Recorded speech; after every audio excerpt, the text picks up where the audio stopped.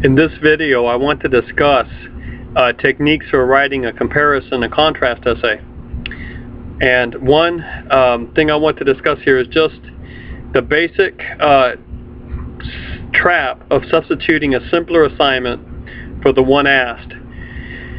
And what happens here is that the student writing the comparison and contrast essay usually doesn't get enough information from the instructor as to how to approach the task.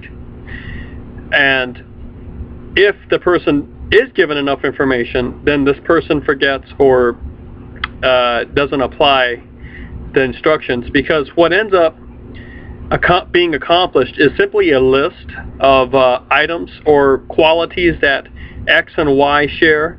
So the prompt or the instructions are going to be compare X and Y.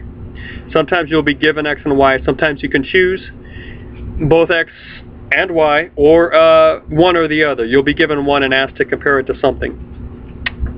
Now, you're going to have an X and a Y, right? If you are asked to do both in one essay, to compare and contrast, then the assignment takes on more of an artificial pedagogical feel. And it does seem to be simply that, a writing exercise in which the teacher is going to be given something at the end of the assignment that he or she can use to evaluate your ability to analyze, to penetrate the nature, the essence of something, and to articulate the ways in which some things are similar and the ways in which they're not. But I think the better way to write a comparison contrast essay when you're asked to do both is to eventually settle down on one side or the other, to say, look, they are. So if you decide that essentially they're different, then you may at the beginning of the essay stress the superficial similarities, and then move into the ways that essentially and profoundly these entities are different. Or if you decide to of the two, the comparing and the contrasting, to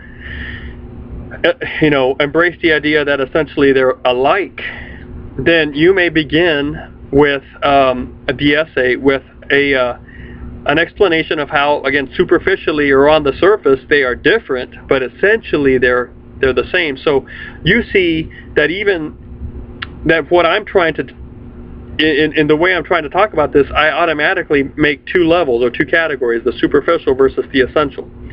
All right, so the mistake that a student can make is when he or she is given both, compare and contrast, that the student then doesn't make those two levels happen and say, look, superficially they're different, but essentially they're the same, or superficially they're the same, but essentially they're different.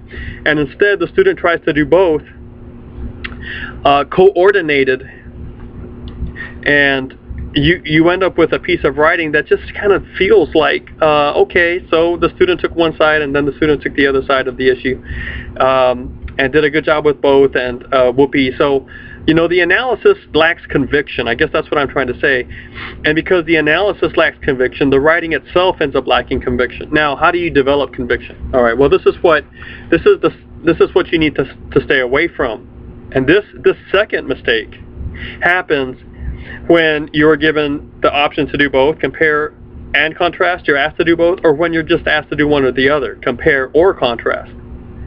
So the first type of mistake happens when you are told to do both. And when you are told to do both, if you leave them both on a par with each other, it turns into a sort of a writing that seems to lack conviction, because it's like arguing two sides of X, all right? And you say, well, X is, Y, and then you go on after that. And then you go, and then for the rest, you go half the paper. And then, for the second half of the paper, you go back and you start arguing X is not Y. First half, you argued X is Y. And then the second half, X is not Y. And if you argue both equally well, then, where does that lead the paper as a whole but a written archive of a pedagogical exercise? It's like the scholastic activity of picking some strange notion or question to deliberate upon, to discuss, to debate. For example, which is better, night or day, and this or that, the sun or the moon,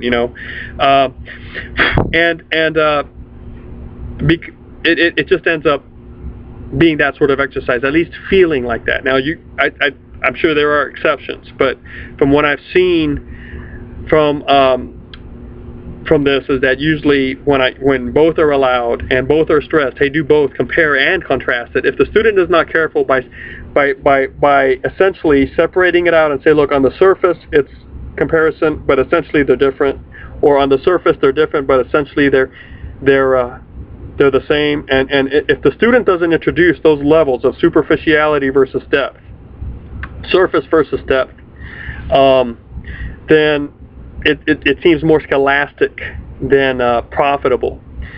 So well, what's the second mistake? The second mistake is when you are asked, and this shows up more so when you're asked to just compare these two, or just contrast these two.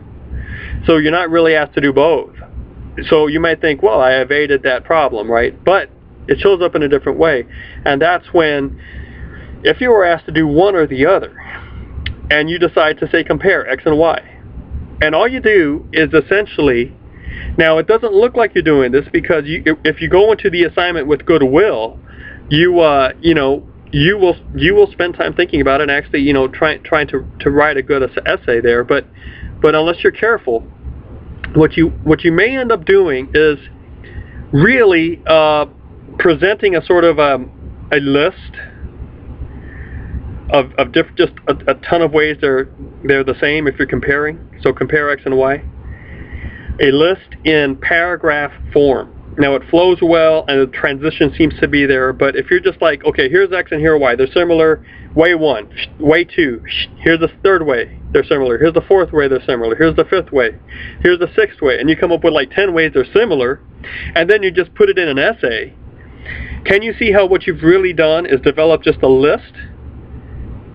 And you may as well have just put it in a list form, 1, 2, 3, 4, 5, 6. Okay, so but you take it a little further than that. You add a little more of superficial sophistication, and you type it up into an essay. The trouble is, it's going to be really hard to introduce that and to close it. I mean, I can see the introduction going like this: X and Y are similar in many ways.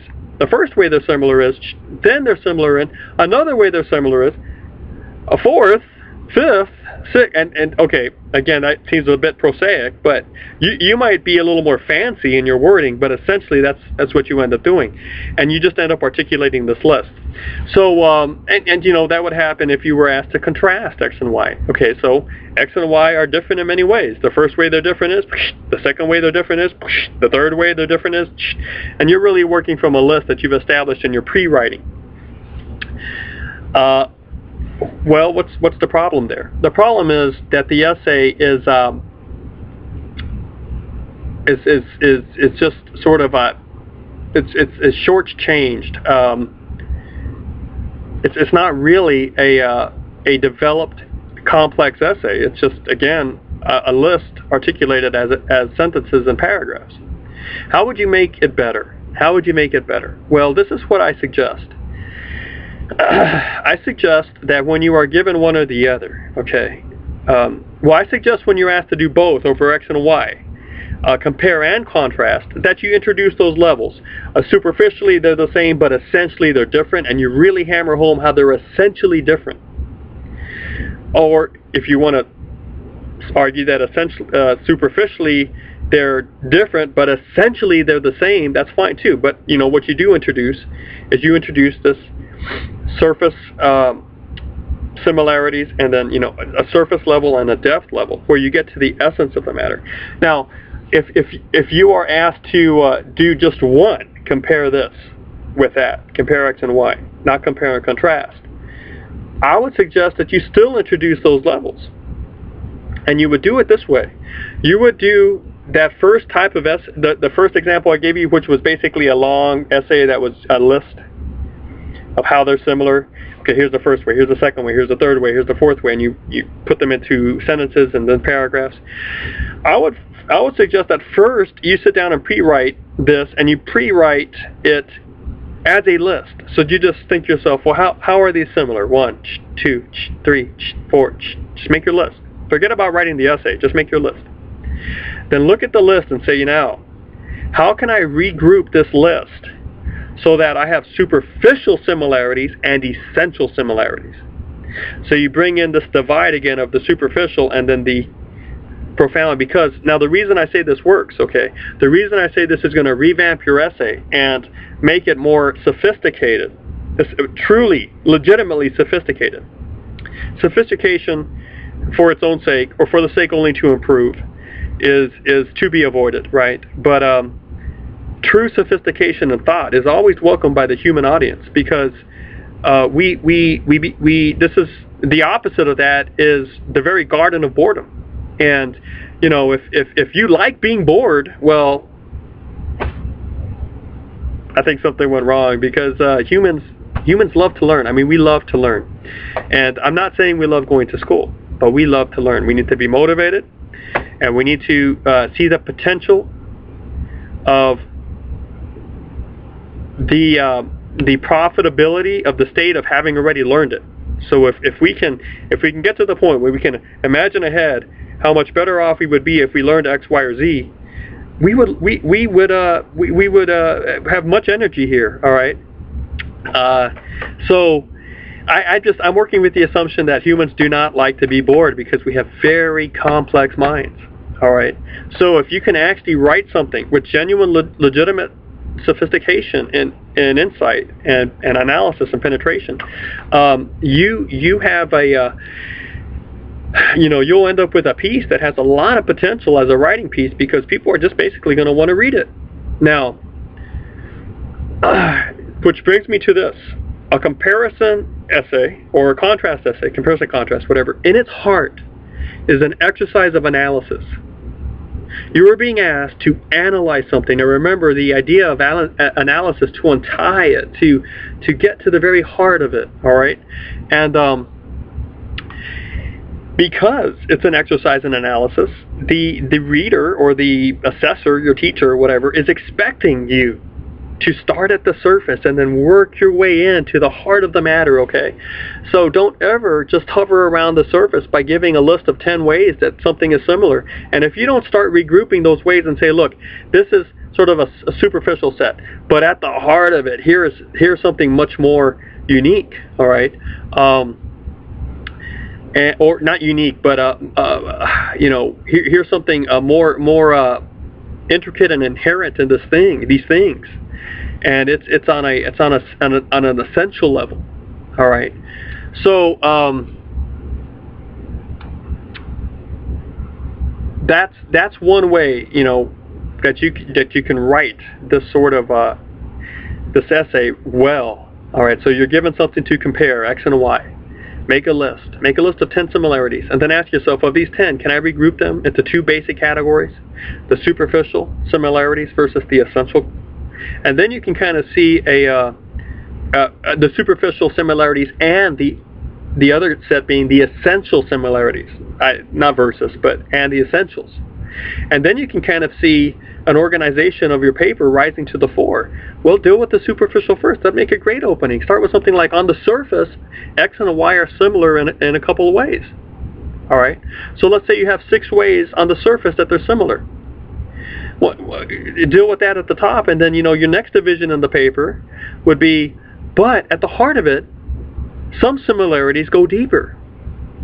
A little bit of redundancy there, but you would work the transition into the deeper part, and because it's toward the end of your paper, and because of the way you're setting it up, the reader's going to sense, now we're getting to the real similarities, right? This is the real connection. Now there you go. So that's basically how I would approach this. There's one last thing that you would consider once you get to that part, is to do another regrouping and say, look, let's say you have 6 superficial similarities. Of these 6, are there really 3 classes here? How might I introduce further divisions of the superficial?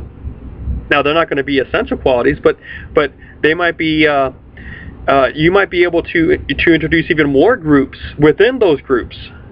And the more that this happens, the more your paper takes on the sense that it has been organized and designed and controlled. It's controlled. It's not just a list gone wild of similarities, be they essential or similar or coincidental or inherent or whatever. So the old comparison contrast thing is, it's an assignment that really is more complicated than it looks, and I think because of that, it allows students who aren't careful about how they think about it first to end up substituting an easier task for the real task. All right, so look back at the comparison essays I asked you to write, and then consider where there are levels of superficiality versus essential and depth in your writing. And within those general categories, where there are subcategories that allow the whole paper itself to take on a genuine feel, a true organization. If not, I would tinker with it. But if so, that's the right track to be on with a comparison and contrast essay. Remember, it's essentially an exercise in analysis, and the more that you are able to move into legitimate connections or disconnections, if you're doing the contrast side of things, the more the audience is going to appreciate your analysis, because you're able to bring something new to the audience.